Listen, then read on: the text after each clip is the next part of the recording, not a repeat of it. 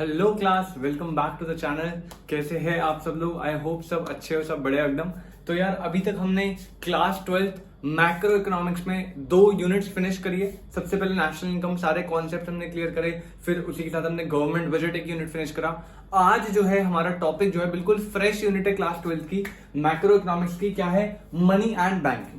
ठीक है, बहुत इंटरेस्टिंग सा आपका यूनिट है, बहुत इजी, बहुत सिंपल सा यूनिट, ज्यादा है नहीं इसमें कुछ, बहुत इंटरेस्टिंग है। तो अगर मैं बात करूं मनी एंड बैंकिंग की, इसमें इस यूनिट में आपको दिख रहा है 2 टॉपिक पढ़ने हैं आपको। 2 चैप्टर्स में आप वैसे डिवाइड कर सकते हो।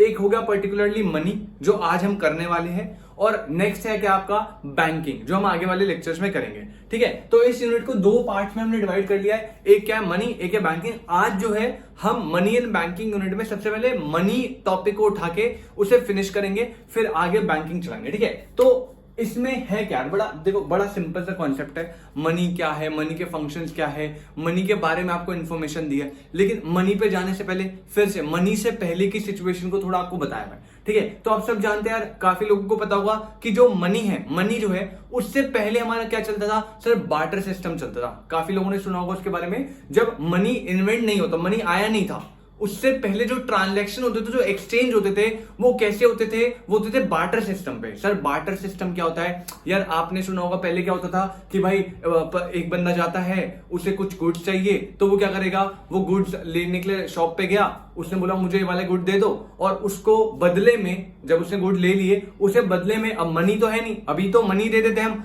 बदले में उस टाइम पे क्या होता था? वो गुड्स लेता था और उन गुड्स के बदले वो कोई दूसरी कमोडिटी दे देता था। मतलब क्या हो रहा है? बेसिकली कमोडिटीज के बदले कमोडिटी एक्सचेंज हो रही है। आजकल के टाइम पे क्या होता है? हम कमोडिटी लेते हैं और बदले में मनी दे देते हैं। बट पहले जब तक मनी नहीं था, उस पर्टिकुलर टाइम पे क्या होता था? हम कमोडिटीज के बदले कमोडिटीज का एक्सचेंज करते थे, और इस सिस्टम को क्या बोला गया है? Barter system.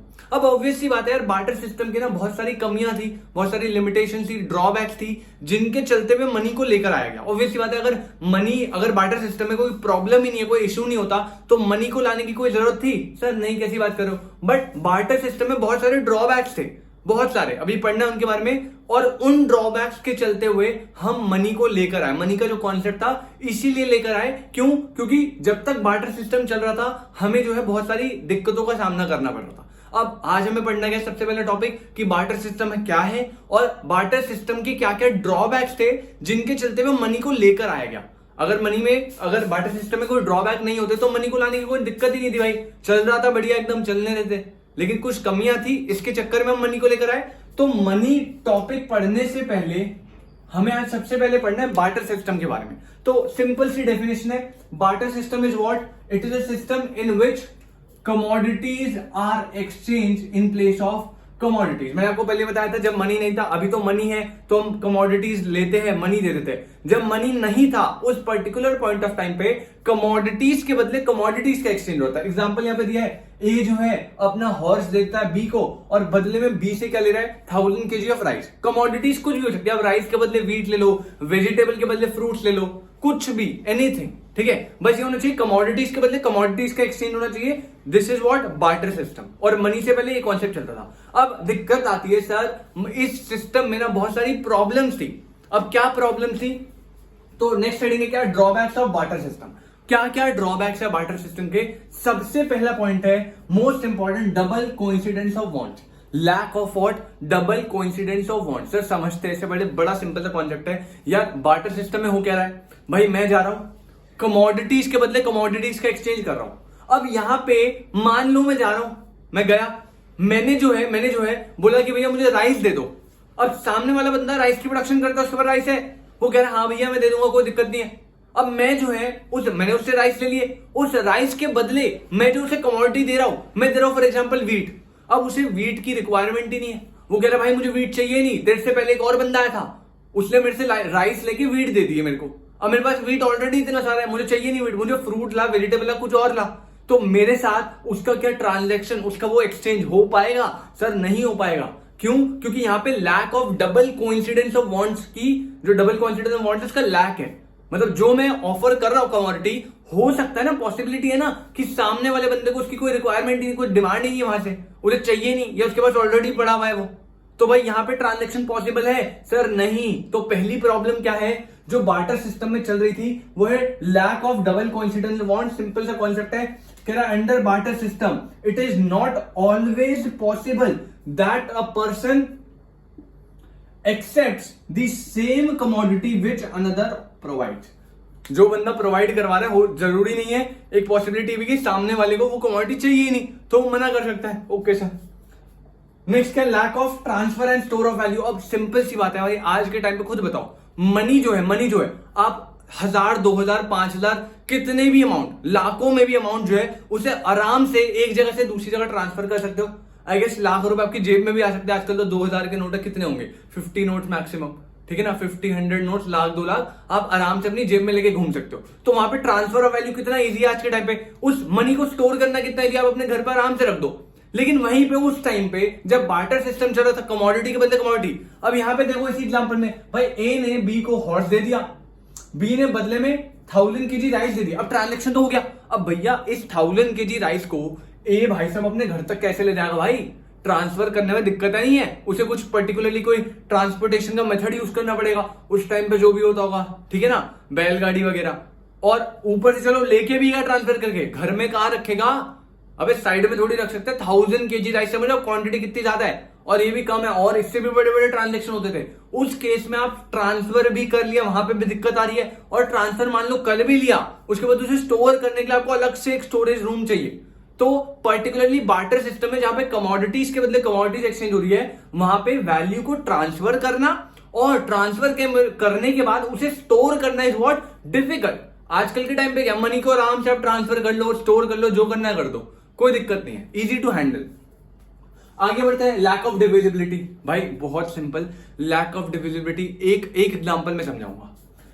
ए जो है बी को एक हॉर्स दे रहा है, और बी जो है वो क्या दे रहा है, राइस दे रहा है। अब ए आया, ए ने बोला भाई ये मेरा हॉर्स है, बड़ा अच्छा हॉर्स है, बहुत अच्छी ब्रीड है, मतलब भागता भागता एकदम बढ़िया, एकदम गोली बन जाता है, ठीक है, ऐसा भागता है रुकता ही नहीं है, ऐसा बढ़िया, एकदम बढ़िया बढ़िया तारीफ कर दी। अब बी खुश है भाई, बी कह रहा भाई ये तो हॉर्स मुझे चाहिए भैया, ये हॉर्स मैं ही लूंगा।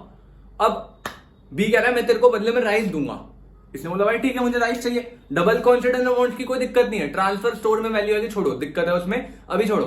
अभी क्या दिक्कत आ गई ना, बी ने बोला कितना राइस दू, इसने बोला भाई 1000 केजी राइस दू, 1000 केजी चाहिए। ए ने बोला अगर तुझे हॉर्स ले जाना है ना तो मुझे 1000 केजी राइस चाहिए भाई, मुझे तो इतनी की रिक्वायरमेंट है। बी ने बोला यार मेरे पास 1000 केजी तो नहीं है, एक काम करना मैं तेरे को 500 केजी राइस दे देता हूं, अभी तू मुझे आधा घोड़ा दे दे। कैसी बात कर रहे हो सर, कैसे मजे ले रहे हो, क्या उस हाफ हॉर्स की कोई मतलब ऐसा पॉसिबल है ट्रांजैक्शन, खुद बताओ ये एक्सचेंज पॉसिबल है? तो यहां पे लैक ऑफ डिविजिबिलिटी है, मतलब क्या, under barter system there is also lack of divisibility. Sir मतलब अगर कोई ऐसा ट्रांजैक्शन है, इस नेचर का ट्रांजैक्शन है जहां पे अगर एक हॉर्स की वैल्यू आप 1000 केजी बोल रहे हो और सामने वाले के पास मान लो 1000 केजी नहीं है, तो इसका मतलब थोड़ी 500 केजी राइस के बदले हाफ हॉर्स बोल रहे हो। आधे हॉर्स का क्या करेगा भाई, मरा हुआ क्या ले जाएगा, उसको तो मर जाएगा वो।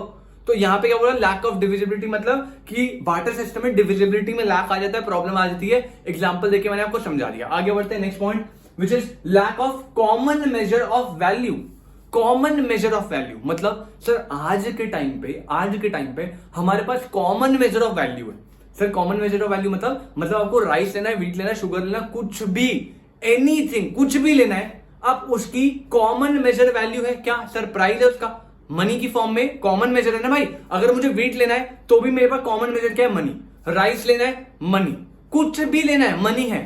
लेकिन उस टाइम पे कॉमन मेजर था ही नहीं।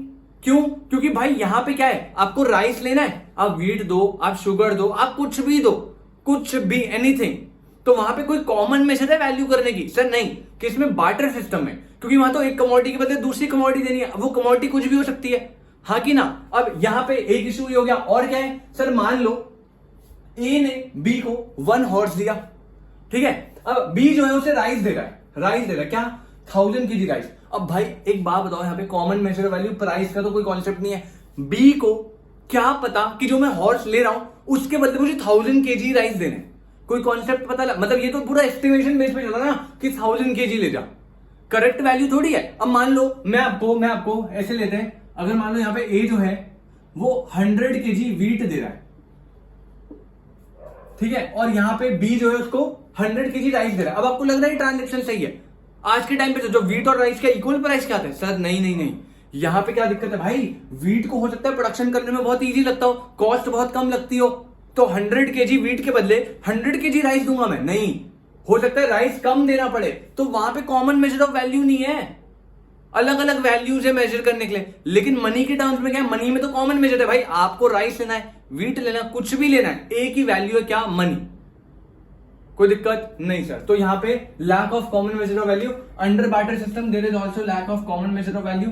क्या बोल रहा है? It means one commodity can be measured in variety of product. मैंने बोला ना, एक राइस के बदले आप व्हीट भी ले सकते हो, शुगर भी ले सकते हो, वेजिटेबल, फ्रूट, बहुत सारी वैरायटी ऑफ प्रोडक्ट्स में आप एक कमोडिटी को मेजर कर सकते हो, किसमें? बार्टर सिस्टम में। बट आज के टाइम क्या है भाई, आज के टाइम ऐसा थोड़ी है कि भाई आपको व्हीट लेने जाना है तो आपको, आप सामने वाले बंदे को मनी दोगे, वो मना थोड़ी करेगा, वो क्या बोलेगा? ऐसे बोलेगा कि नहीं नहीं राइस लेके आ, घर जा राइस लेके आ, मैं तो राइस लूंगा व्हीट के बदले। कैसी बात है, हर बंदा मनी एक्सेप्ट कर लेगा आज के टाइम पे। तो यहाँ पे वो इशू अब नहीं है।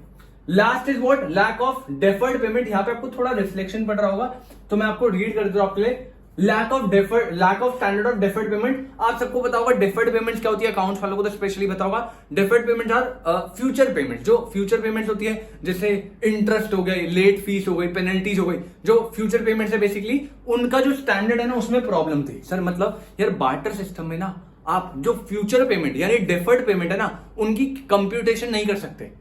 मतलब आजकल के टाइम पे क्या है, इंटरेस्ट निकालना कितना इजी हो गया मनी के टर्म्स में। भाई 10% इंटरेस्ट है, 1 लाख का लगा दिया, मंथ्स पे देख के लगा दिया, सब कुछ कर लोगे। लेकिन उस टाइम पे जब बार्टर सिस्टम चलता था, तो फ्यूचर पेमेंट को कैलकुलेट करना इतना इजी नहीं था जितना आज है। तो वही वो प्रॉब्लम कह रही है, क्या कह रही है? Under barter system it is difficult to determine future payment. Future payments को डिटरमाइन करना डिफिकल्ट था। ऑब्वियसली हो तो जाता था, लेकिन क्या था? डिफिकल्ट था, प्रॉब्लम थी। आज तो जितना सिंपल है उतना सिंपल नहीं था। Because it is difficult to calculate what interest, late fee charges, installment, ये सारी कंप्यूटेशन ना पहले बार्टर सिस्टम में क्या होती थी? टफ होती थी। अब तो इजी हो गई है। इसलिए क्या बोला यहाँ पे, जो डेफर्ड पेमेंट है, फ्यूचर पेमेंट है, उनको कंप्यूट करना इज व्हाट? डिफिकल्ट। कब? बार्टर सिस्टम के टाइम पे। तो ये हमारे क्या था, बार्टर सिस्टम क्या होता है और बार्टर सिस्टम के क्या क्या ड्रॉबैक्स हैं, ये हमने देखे। एक बार फटाफट रिवाइज करेंगे sir. Barter system is what? एक ऐसा सिस्टम जिसमें कमोडिटीज के बदले क्या रिसीव होगी? कमोडिटी। किसका एक्सचेंज होगा? कमोडिटीज के बदले कमोडिटीज का। सर क्या बार्टर सिस्टम बिल्कुल सही था? सर नहीं, कैसी बातें कर रहे हो, अभी तो इतनी सारी प्रॉब्लम बताई। बार्टर सिस्टम के बहुत सारे लिमिटेशंस, बहुत सारे ड्रॉबैक्स थे, जिनके चलते हुए मनी को लेकर आया गया। सर क्या थे वो ड्रॉबैक्स? सबसे पहले इस what? Double coincidence of wants में लैक था। मतलब जरूरी नहीं है कि आप सामने वाले को जो ऑफर कर रहे हो वो उसे चाहिए हो, तो वहां पे आपका ट्रांजैक्शन जो है नहीं हो सकता। तो lack of double coincidence of wants. Second क्या है? ट्रांसफर करने में, एक जगह से दूसरी जगह वैल्यू को ले जाने में डिफिकल्टी थी। स्टोर करने में, लेकर आ गए, अब उसे स्टोर करना, अलग से एक रूम चाहिए, अलग से पर्टिकुलर स्टोरेज चाहिए उसको स्टोर करने के लिए। तो transfer of value and store of value is बहुत डिफिकल्ट होता था। थर्ड क्या था आपका? Common measure of value. एक पॉइंट था, कॉमन मेजर ऑफ वैल्यू नहीं थी, आप एक प्रोडक्ट को वेराइटी ऑफ प्रोडक्ट के साथ मेजर कर रहे हो। नेक्स्ट क्या था आपका? डिविजिबिलिटी। बोला एक हॉर्स अगर 1000 केजी राइस की इक्वल है, तो जरूरी नहीं हाफ हॉर्स 500 केजी राइस के इक्वल होगा, ठीक है? ये ट्रांजेक्शन पॉसिबल नहीं है। और लास्ट क्या था? Lack of standard of deferred payment. मतलब बार्टर सिस्टम में जो फ्यूचर पेमेंट कैलकुलेट करना था, interest, installment, late fee charges, ये सारी चीजें क्या है? ये सारी चीजें कैलकुलेट करना, कंप्यूट करना इज व्हाट? Very difficult. किसमें? In barter system. तो ये हमारा क्या था? बार्टर सिस्टम का कॉन्सेप्ट और limitation of barter system. Important topic था, सिंपल सा टॉपिक था, ज्यादा कुछ नहीं है। आई होप आपको समझ आया। नोट करेंगे इसे जल्दी से, फिर आगे बढ़ते हैं। हाँ जी, आई होप आपको ये कॉन्सेप्ट क्लियर हो गया हो। तो अभी तक हमने बार्टर सिस्टम कंप्लीट कर लिया अपना। बार्टर सिस्टम कंप्लीट करने के बाद हमने क्या करा? बार्टर सिस्टम के ड्रॉबैक्स करे, ठीक है? अब इन ड्रॉबैक्स के चलते हुए हम मनी को लेकर आए। बड़ा सिंपल सा कॉन्सेप्ट है भाई, इतनी सारी प्रॉब्लम्स आप फेस कर रहे हो, तो इन सारी प्रॉब्लम्स का सॉल्यूशन कौन बना? Sir money. तो भाई कॉन्सेप्ट ये है ना कि जो बार्टर सिस्टम के ड्रॉबैक्स होते हैं, वही क्या हो जाते हैं? मनी के फंक्शंस बन जाते हैं। भाई मनी को क्यों लाया गया? ताकि ये सारी प्रॉब्लम्स को सॉल्व किया जा सके। तो मनी का फंक्शन क्या है? ये सारी ही चीजें हैं। क्या सर मनी का फंक्शन क्या है? ये सारी चीजें। तो अगर मैं हेडिंग डालेंगे, अगर मैं आपसे पूछूं क्या फंक्शंस ऑफ मनी, हेडिंग डालेंगे मेरे साथ, फंक्शंस ऑफ मनी। भाई मनी के यही फंक्शन है जो बार्टर सिस्टम में ड्रॉबैक है। मतलब अगर आपने एक बार इन्हें पढ़ लिया, अच्छे से याद कर लिया, तो आपको दो जगह हेल्प करेंगे। फंक्शन ऑफ मनी में भी सेम कॉन्सेप्ट लिख कर आना है और ड्रॉबैक्स ऑफ बार्टर सिस्टम भी सेम है। तो मनी के जो फंक्शन है वो यार दो कैटेगरी में डिवाइड है। जो मनी के हमारे फंक्शन है वो क्या है मेरे भाई, दो कैटेगरी में डिवाइड है। First one is what, primary functions, primary functions of money. और नेक्स्ट कौन से हमारे, सेकेंडरी फंक्शंस ऑफ मनी। तो यहां पे जो मनी है उसके दो फंक्शन है, प्राइमरी फंक्शन और सेकेंडरी फंक्शन। फंक्शन वही है जो ड्रॉबैक्स बन के आए थे सामने अभी बार्टर सिस्टम के, वही रिपीट हो रहे हैं। बट आपको याद रखना है कि प्राइमरी कौन से वाले हैं और सेकेंडरी कौन से वाले हैं। सर क्यों, कई बार वो 1 या 2 मार्क्स में पूछ लेता है कि मनी के कोई भी दो प्राइमरी फंक्शन बताओ या सेकेंडरी फंक्शन बताओ। तो आपको फंक्शन तो याद रखने हैं, साथ में आपको ये भी पता होना चाहिए कि प्राइमरी कौन से और सेकेंडरी कौन से। तो अगर मैं बात करूं प्राइमरी फंक्शन ऑफ मनी की, तो मेरे भाई दो फंक्शन है प्राइमरी फंक्शन। सबसे पहले क्या, मीडियम ऑफ एक्सचेंज। सबसे पहले क्या है, मीडियम ऑफ एक्सचेंज। मनी की डेफिनेशन जो है, मनी की डेफिनेशन नहीं कराया अभी आपको कराता हूं मैं भूल के, सॉरी। हाँ, अगर मैं बात करूं प्राइमरी फंक्शन जो डेफिनेशन बोलती है मनी की, मनी का मतलब क्या, मनी इज, लिख लो आप डेफिनेशन मेरे साथ ही लिख लो यहां पे, money is what, money is what, ये मनी की डेफिनेशन है भाई। Money is generally accepted, generally accepted as medium of exchange. Money is what, generally accepted as medium of exchange. हमारा जो मनी को लाने का सबसे मेजर, देखो बहुत सारे रीजन थे लेकिन सबसे मेजर जो रीजन है, जो डेफिनेशन खुद बोलती है, वो क्या है कि मनी हमें एक ऐसी चीज चाहिए थी जो मीडियम ऑफ एक्सचेंज बन सके हर ट्रांजैक्शन के लिए, हर एक्सचेंज के लिए, ताकि डबल कोइंसिडेंस ऑफ बॉन्ड्स क्या हो सके, खत्म हो सके। भाई सिंपल सी बात है ना, अगर मनी मीडियम ऑफ एक्सचेंज बन गया तो आप कोई भी ट्रांजैक्शन करने जा रहे हो उसमें मनी इन्वॉल्व कर सकते हो आप। मतलब मैं गया, आप आज देखो शॉप पे जाते हो, आप गए दुकान वाले भैया, आपने बोला भैया राइस दे दो, अब आपसे वो क्या मांगेगा, ऐसा होता है आप मनी पकड़ा रहे हो, नोट पकड़ा रहे हो और मना कर दे, नहीं भैया नहीं, आज तो भैया राइस कर देना, आज तो राइस लूंगा वीट के बदले जो भी आप कमोडिटी ले रहे हो। ऐसे कभी नहीं होता, क्यों, क्योंकि money is generally accepted as medium of exchange. तो यहां पे प्राइमरी फंक्शन जो है डेफिनेशन से बन गया कि भाई medium of exchange is what, primary function of money. और इसकी वजह से क्या होता है, डबल कोइंसिडेंस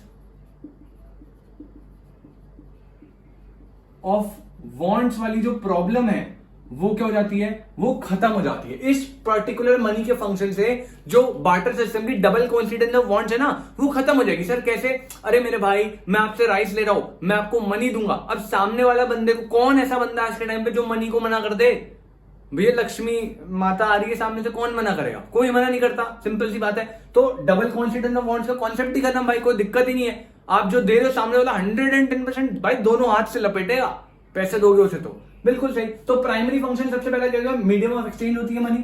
अगर मैं सेकंड फंक्शन की बात करूं, कौन सा वाला, प्राइमरी फंक्शन ही सेकंड, तो वो क्या है, वो है common measure of value, common measure of value. Sir इससे क्या हुआ, इससे जो आपकी lack of common measure of value वाली प्रॉब्लम थी, lack of common measure of value वाली प्रॉब्लम थी, वो फिनिश हो गई मेरे भाई। हमें कॉमन मेजर ऑफ वैल्यू मिल गया। अब पहले क्या होता था, एक कमोडिटी को मेजर करने के लिए हमारे पास वैरायटी ऑफ कमोडिटी थी। अब यहां पे क्या है, यहां पे भाई कोई भी कमोडिटी हो, आप उसे सिर्फ एक चीज यानी मनी से मेजर कर सकते हो।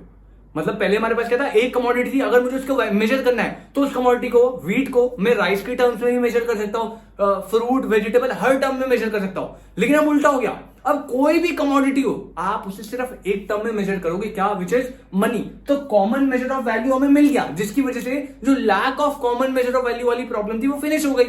ओके जी, वही कॉन्सेप्ट लिखना, आपको सेम कॉन्सेप्ट वही है, ठीक है ना, जो अभी बार्टर सिस्टम में एक्सप्लेनेशन दिया था। तो बड़ा सिंपल सा कॉन्सेप्ट है, इसलिए मैं एक्सप्लेनेशन दोबारा नहीं दे रहा। सेकेंडरी फंक्शंस की बात करूं तो इन दोनों के अलावा जितने बचे, सर कौन से, डेफर्ड ऑफ पेमेंट, जो डेफर्ड पेमेंट्स थी, वो फ्यूचर पेमेंट्स थी, उनको कैलकुलेट करना दिक्कत हो रहा था, भाई यहां पे इजी हो गया, मनी आ गई, सारी जो डिफर्ड पेमेंट है उनकी कैलकुलेशन इजी हो गई। वहां पे ट्रांसफर करना, स्टोर करना डिफिकल्ट था, यहाँ पे इजी हो गया। लैक ऑफ डिविजिबिलिटी वाली प्रॉब्लम थी ना वहां पे, यहाँ पे ऐसी कोई प्रॉब्लम नहीं है, कर सकते हो आप डिविजिबिलिटी, है कि नहीं? Okay sir. तो यहाँ पे सेकेंडरी फंक्शन बाकी सारे बन जाते हैं। फर्स्ट हो गया जैसे आपका standard of deferred payment, standard of deferred payment, वहां पे लैक था भाई, कमी थी। यहां पे आप कोई दिक्कत नहीं भाई, आपको जैसे कैलकुलेट करना आप कर सकते हो। तो यहां पे कौन सी प्रॉब्लम सॉल्व करी? Lack of standard of deferred payments. अब आप फ्यूचर पेमेंट्स को कैलकुलेट इजीली कर सकते हो। ये मनी का सेकेंडरी फंक्शन बना। और क्या था भाई? और जितने भी बचे आ रहा है वो खुद लिख सकते हो। ट्रांसफर ऑफ वैल्यू और स्टोर ऑफ वैल्यू, ये दोनों क्या हो गए? ये दोनों इजी हो गए। वैल्यू को ट्रांसफर करना, वैल्यू को स्टोर करना हो गया, बहुत कन्वीनियंट हो गया, बहुत इजी हो गया। पहले बहुत डिफिकल्ट था, लैग था, प्रॉब्लम था, अब नहीं है। तो यहां पे बार्टर सिस्टम क्या था, उसके ड्रॉबैक्स क्या थे, वो कॉन्सेप्ट हमने क्लियर करा। और मनी जो है, money is what generally accepted as medium of exchange, ये मनी की डेफिनेशन हो गई। और मनी के क्या फंक्शंस बनते हैं? सर कुछ नहीं है, जो ड्रॉबैक्स बार्टर सिस्टम के हैं उन्हीं ड्रॉबैक को खत्म करने के लिए तो मनी को लाया गया। तो मनी के फंक्शंस क्या है? वही सारे बन जाते हैं। बस याद क्या रखना है, दो कैटेगरी में डिवाइड है। First one is what primary function and the other one is what secondary function. Primary functions की बात करूं मनी की, तो सर दो कौन कौन से? मीडियम ऑफ एक्सचेंज है जो डबल कोइंसिडेंस ऑफ वॉल्स की प्रॉब्लम खत्म करेगा। Second, common measure of value मिल जाता है हमें, जिसकी वजह से lack of common measure of value खत्म हो गई। सेकेंडरी फंक्शन जितने भी बचे, डेफर्ड पेमेंट हो गए, store of value, transfer of value, divisibility, सब कुछ प्रोवाइड करवाता है। तो ये थे हमारे मनी के फंक्शंस। आई होप आपको ये कॉन्सेप्ट क्लियर हो। जल्दी से नोट करेंगे, फिर आगे बढ़ते हैं हमारे लास्ट टॉपिक मनी सप्लाई पे। जल्दी से नोट करो भाई।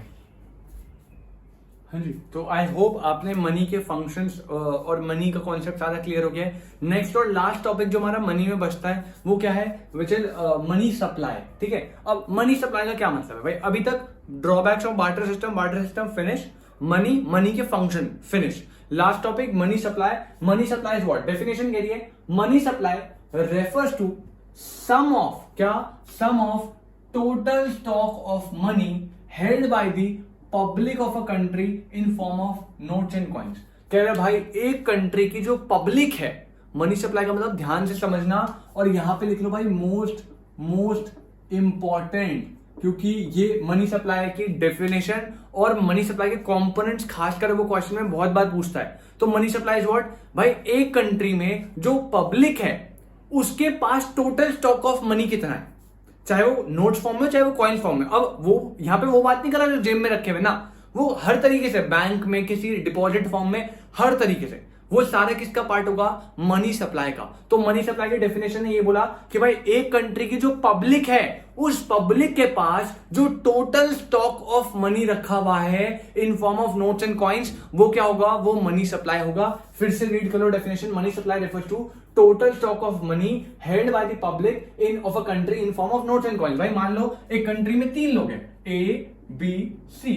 अब ए बी सी, ए के पास फॉर एग्जाम्पल 200 रुपीज है, 300 है, इसके पास 400 है। तो यहां पर सबमिशन कर दो इनका, कितना हो गया? ये हो गया sir 900। This is what? Money supply.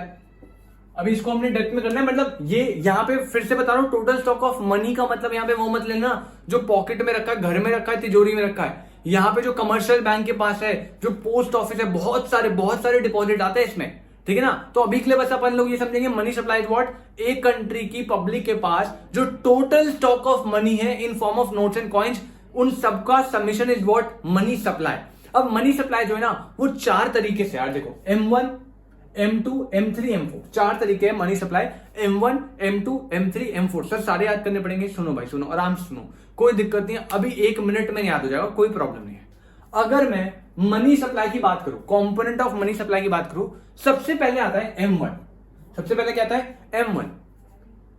M1 is what? 3 चीजों को मिलाना है। अगर आपसे कोई मनी सप्लाई के कंपोनेंट पूछे तो आपको क्या बताना है? M1 is equal to what? 3 चीजें, करेंसी आएगी इसमें। सेकेंड है DD is what? Demand deposit with commercial bank, और OD is what? Other deposit with central bank. तो अगर मैं M1 के कंपोनेंट की बात करूं तो C plus DD plus OD, यानी करेंसी विद पब्लिक कर दो, currency with public, demand deposit, DD is what demand deposit with commercial bank and OD is what other deposit with central bank. Okay sir, तो money supply की definition, money supply is sum of total stock of money held by the public of a country in form of notes and coins. Money supply के component की बात करूं तो सबसे पहले क्या है M1। M1 में क्या क्या आएगा सर? तीन चीजें, पहला currency, demand deposit with commercial bank, other deposit with central bank. फिर से बोलेंगे currency with public, demand deposit with commercial bank and central other deposit with central bank. तीन चीज हो गई। अगर मैं M1 में क्या ऐड कर दूं sir? Net saving deposits with post office. जो पोस्ट ऑफिस में सेविंग डिपॉजिट होता है, M1 इज व्हाट, ये तीनों। अगर मैं इन तीनों से M1 निकालूं और M1 में ये ऐड कर दूं तो मेरा M2 निकल जाता है। अच्छा सर M3 निकालना है तो M3, अब यहां पे बच्चे कंफ्यूज, M1 में नेट सेविंग, क्या नेट सेविंग पोस्ट ऑफिस वाली ऐड करी तो M2 निकलेगा। अब कई बच्चे सोचेंगे M3 जो है उसमें M2 में कुछ ऐड करना पड़ेगा ना, M3 भी M1 से निकलता है। तो M1 निकाला C plus DD plus OD, M1 से M2 निकलेगा और M3 भी निकलेगा। किससे? M1 से। M1 से दोनों निकलेंगे, M2 M3। तो M1 से M2 कैसे निकलेगा बता दिया। M1 से अगर M3 निकालना है तो क्या है भाई, M1 लो, M1 में net time deposit with commercial bank, जो कमर्शियल बैंक के पास टाइम डिपॉजिट रखे होते हैं उनको ऐड कर दो M1 में। सर किसमें? M1 में। कंफ्यूज नहीं होना, M1 में C plus DD plus OD। M1 से M2 जाना है तो M1 लिया, उसमें ऐड करा क्या, जो भी आपके सेविंग डिपॉजिट है पोस्ट ऑफिस वाले। M3 निकालना है तो M2 से नहीं निकलेगा, वो भी M1 से निकलेगा। सर क्या? टाइम डिपॉजिट लेने कौन से वाले? कमर्शियल बैंक के पास। कोई दिक्कत नहीं। और M4 M3 से निकलेगा। M4 निकालना है तो M3 निकालो पहले, मतलब इन दोनों को ऐड करा, M3 निकला, M3 में ऐड कर दो saving deposit with post office. जो पोस्ट ऑफिस के सेविंग डिपॉजिट है वो अगर आप ऐड कर दोगे M3 में तो M4 बन जाएगा। सर ऐसे, सर ये तो बहुत सारा हो गया सर, याद नहीं हो रहा। अब भाई मेरी बात सुन लो, ये सब आपकी नॉलेज के लिए था। अगर मैं आपसे बात करूं आपको 12th क्लास में क्या पता होना चाहिए, तो सर ये सब मिटा दो आप, ये सब मिटा दो। सर क्या मस्ती ले रहे हो सर, मजे ले रहे हो मास्टर, खेल रहे हो। पहले एकदम से डरा देते हो इतना सब कुछ M1 M2 M3 M4 बोल के। अब भाई आपके कोर्स में आपको शायद हो सकता है बुक्स में M2 M3 M4 दिख जाए, बट अगर आपके पेपर में क्वेश्चन आता है डिफाइन मनी सप्लाई, आपको डेफिनेशन पता लग गई, total stock of money held by public of a country in form of notes and coins. ये डेफिनेशन हो गई बड़ी सिंपल सी। एक कंट्री की जो पब्लिक है उसके बाद जो भी टोटल स्टॉक ऑफ मनी है, this is what money supply. Money supply के कंपोनेंट्स ये क्या है, यहां लिख लेना भाई, components of money supply. Question आएगा, मैं फिर से बोल रहा हूं, define money supply and right it's two components. क्या दो कंपोनेंट बता दो। तो मनी सप्लाई के क्या M1 वाला ही आपके कोर्स में, आपको बताना भी नहीं है M1, आपको बस money supply is what C plus DD plus OD। M1 M2 M3 4 बाहर में जाए। M1 इज व्हाट एक अकेला है मनी सप्लाई और कुछ होता नहीं, आप याद रखो M1 है। और उसमें क्या है, तीन चीजें, currency with public C, demand deposit with क्या कमर्शियल बैंक, और last one is other deposit with central bank. अब यहां पे आपको आएगा क्वेश्चन डिफाइन करने को और कंपोनेंट लिखने को। भाई कंपोनेंट आएंगे दो लिखने को, सर तीन नहीं आएंगे, नहीं दो लिखने को आएंगे। और मैं आपको बोलूंगा कि भाई ये दोनों लिख कर आना, क्योंकि other deposit with central bank में ना, अब देखो अदर डिपॉजिट मतलब समझो उसके अंदर फर्दर डिपॉजिट है। तो अगर आप अदर डिपॉजिट लिखकर आ गए ना तो भाई यहां पे आपके मार्क्स कट सकते हैं, क्योंकि इसके अंदर ना फर्दर डिपॉजिट्स के नाम है। तो यहां पे अदर डिपॉजिट मैं आपको प्रेफर करूंगा कंपोनेंट्स में मत लिख कर आना। वैसे अगर आपको फॉर्मूला बताना है मनी सप्लाई का निकालने का, तो currency with public, demand deposit with commercial bank and other deposit with central bank, तीनों को ऐड करना है। लेकिन अगर आपको बोलेगा टू कंपोनेंट निकालो, टू कंपोनेंट्स बताओ, और दो ही बोलेगा ना, एक ना तीन, दो ही बोलेगा, ठीक है ना, बोर्ड में, तो आपको क्या बताने, currency with public and demand deposit with commercial bank.